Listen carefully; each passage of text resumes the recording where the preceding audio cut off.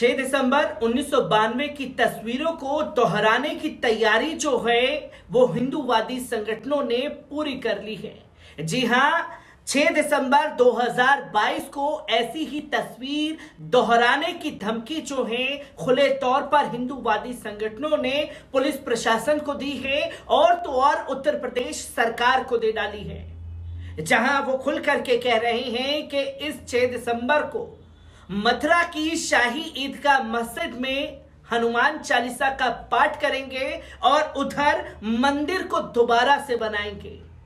जिनकी धमकी का असर होता हुआ दिखाई दिया और जब धमकी दे दी गई है तो ये मामला पुलिस प्रशासन और इन दंगाइयों के बीच का है, जहां लठों पर तेल लगा करके 6 दिसंबर के लिए उत्तर प्रदेश पुलिस प्रशासन भी पूरी तरीके से तैयार हो चुका है।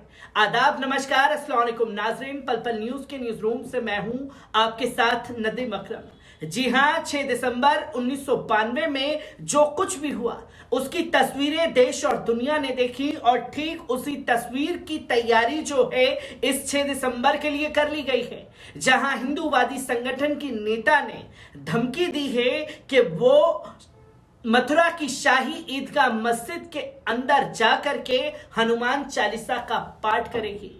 और देखते ही देखते पुलिस प्रशासन ने मथुरा में धारा 144 लागू कर दी है। अब देखना यह है कि हिंदूवादी संगठन पहुंचता है या नहीं पहुंचता है और पुलिस प्रशासन इनका किस तरीके से स्वागत करता हुआ दिखाई देगा। एक बार इस पूरी रिपोर्ट पर नजर डाल लेते हैं। मथुरा के श्री कृष्ण जन्म स्थान और ईदगाह शाही मस्जिद को लेकर पिछले कुछ माह से माहौल गरमाया हुआ है। ईदगाह को लेकर हिंदू संगठनों ने न्यायालयों में वाद दायर कर दिया है, जिन पर सुनवाई कोर्ट में चल रही है।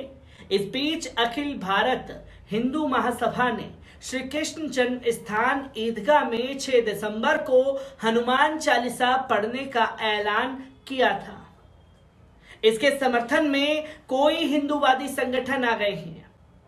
स्थिति की गंभीरता को देखते हुए जिला और पुलिस प्रशासन के बीच मीटिंग हुई और सतर्क पूरी तरीके से हो गए हैं, जहां शुक्रवार को जिला अधिकारी पुलकित खरे ने इस स्थिति में जनपद भर में धारा 144 लागू कर दी है।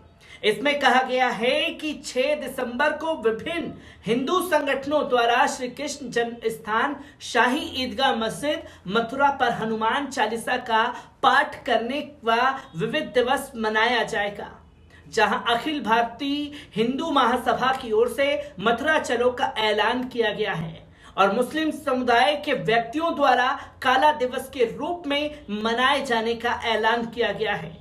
और निकाय चुनाव की तैयारियों को देखते हुए धारा 144 लागू कर दी गई है। इस दौरान कई व्यक्ति, संगठन, शरारती व समाज विरोधी तत्व जनपद में शांति कानून व्यवस्था को प्रभावित कर सकते हैं। इसे देखते हुए धारा 144 लागू कर दी गई है। इस दौरान 5 या इससे अधिक व्यक्ति बिना सक्षम मजिस्ट्रेट की अनुमति के एक स्थान पर एकत्रित नहीं हो सकेंगे। शव यात्रा, बारात एवं ड्यूटी पर तैनात लोक सेवकों पर यह प्रतिबंध लागू नहीं होगा।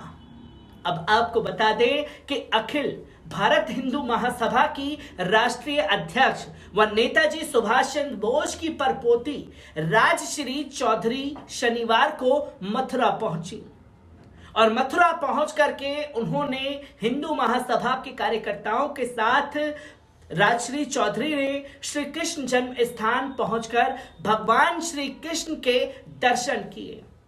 इस दौरान उन्होंने साफ तौर पर धमकी दी कि 6 दिसंबर को शाही ईदगाह में हनुमान चालीसा पढ़ने का हम ऐलान करते हैं। श्री कृष्ण जन्म स्थान के दर्शन पर मंदिर के 1 नंबर गेट से बाहर आई राजश्री चौधरी ने मीडिया से रूबरू होते हुए कहा कि आज असली श्री कृष्ण जन्म स्थान के दूर से दर्शन किए। 6 दिसंबर को मूल स्थान पर जाकर हम लोग दर्शन करेंगे।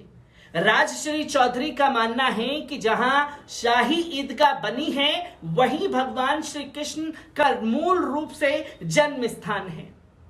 अखिल भारत हिंदू महासभा की राष्ट्रीय अध्यक्ष राजश्री चौधरी ने बताया कि 6 दिसंबर को वे असली श्री कृष्ण जन्म स्थान यानी शाही ईदगाह में हनुमान चालीसा का पाठ भी करेंगी और कोई उन्हें रोक नहीं सकता।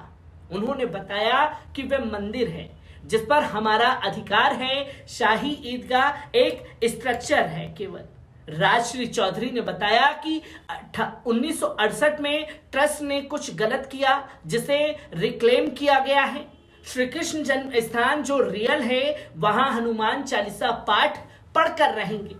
श्री कृष्ण जन्म स्थान के दर्शन करने आई राजश्री चौधरी ने राहुल गांधी की भारत जोड़ो यात्रा पर भी निशाना साधते हुए कहा था कि उनके पूर्वजों ने अखंड भारत को खंडित किया और भारत जोड़ो की बात कर रहे हैं। राहुल गांधी को असल में इतिहास जानना चाहिए।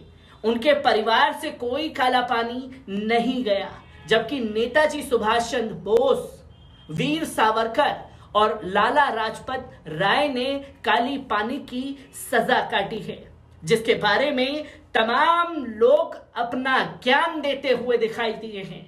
क्योंकि ठीक 2021 की तस्वीर 6 दिसंबर की भी आप लोगों के सामने रखी थी, जहां इसी तरीके से पिछले साल भी धमकी दी गई थी और उस धमकी के दौरान जो है पुलिस प्रशासन पूरी तरीके से चौकन्ना रहा और ऐसे दंगाइयों से निपटने के लिए चप्पे चप्पे पर पुलिस तैनात कर दी थी।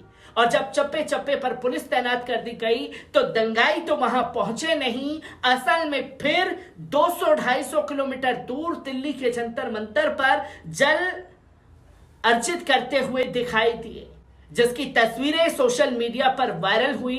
क्या इस बार भी संघी मानसिकता से जुड़े हुए लोग निराश जनता को नहीं करने वाले?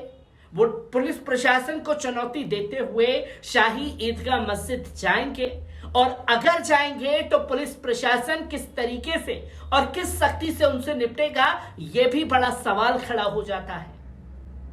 और प्रशासन के बाद सरकार किस तरीके से इन दंगाइयों को रोकने का काम करेगी, यह भी बड़ा सवाल खड़ा हो जाता है। जहां इन दंगाइयों को रोकने के लिए, क्योंकि हमने तो बाबा के बुलडोजर का जिक्र सुना है, जहां यह कहा जाता है कि बाबा नाइंसाफी नहीं करते, जहां उनकी पुलिस प्रशासन को धमकी देने का काम हिंदूवादी संगठन द्वारा किया जा रहा है, उनकी सरकार को धमकी देने का काम किया जा रहा है कि कोई उन्हें नहीं रोक सकता। क्या बाबा जी का बुलडोजर अब इन लोगों के द्वार भी पहुंचेगा या नहीं पहुंचेगा? ये सबसे बड़ा तस्वीरें जो हैं लगातार लोगों के सामने खड़ी हो जाती हैं। मैं ऐसी ही तस्वीरों से आपको रूबरू कराता रहूंगा। दीजिए इजाजत, शुक्रिया।